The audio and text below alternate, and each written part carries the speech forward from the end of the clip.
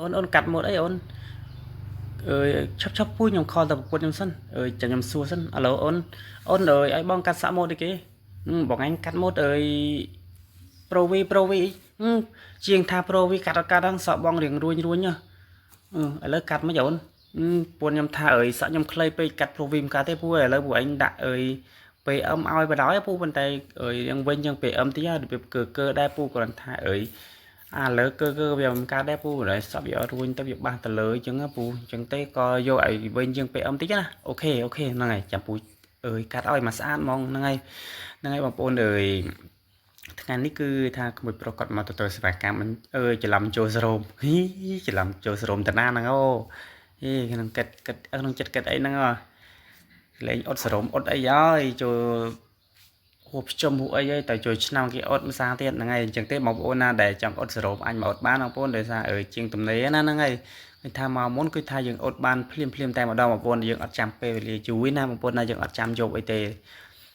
ការភ្ជុំការចូលឆ្នាំគឺយើងចាំពេលយើងអត់ទទួលទេស្វាកម្មអត់ស្រោមពេលថ្ងៃអញ្ចឹងទៅព្រោះភ្ញៀវច្រើនអញ្ចឹងទៅបងប្អូនហ្នឹងហើយតើឥឡូវយើងបងប្អូនទៅមើលពីសកម្មភាពខ្ញុំកាត់វិញម្ដងបងប្អូនហ្នឹងហើយ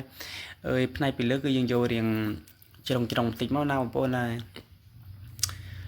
សក់កាត់ឃើញថារួយមែនទែនតែម្ដងបងប្អូនណាហ្នឹងហើយអញ្ចឹងទេក៏យើងកាត់កុំឲ្យអស់ពេកកុំឲ្យតងឹលពេកបងប្អូនតែបើថាយើងយកមូលវាអត់ទៅតម្រង់អត់ចេញស្អាតទេណាបងប្អូនហ្នឹងហើយណាមួយកាត់កន្លោះផងបងប្អូនដល់ពេលយើងកាត់វាមូលពេកមើលទៅវាអត់សមអីចឹងណាបងប្អូនចឹងទៅក៏យើងយករៀងជ្រុងតិចមកបងប្អូនហើយផ្នែកពីមុខនោះគឺយើងបកមកអញ្ចឹងបងប្អូនបកមកពីក្រោយអញ្ចឹងទៅ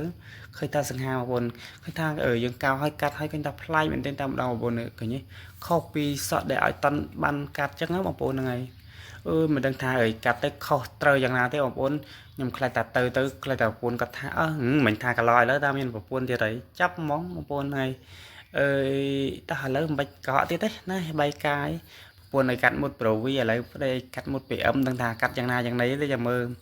ទៅនឹងត្រូវមកប្រពន្ធទៀតក៏មិនដឹងដែរបងប្អូនហ្នឹងហើយបងប្អូនអធិស្ឋានផងដោយសារសក់គាត់ឲ្យរួញពេកចឹងជាងកាត់មុតប្រូវីអត់កើតចឹងណាបងប្អូនហ្នឹងហើយមុតប្រូវីបានតែគេសក់វែងសក់បំលេងចើមអញ្ចឹងបងគេកាត់បើថាសក់រៀងរួញយើងកាត់មុតនេះអត់សមបងប្អូន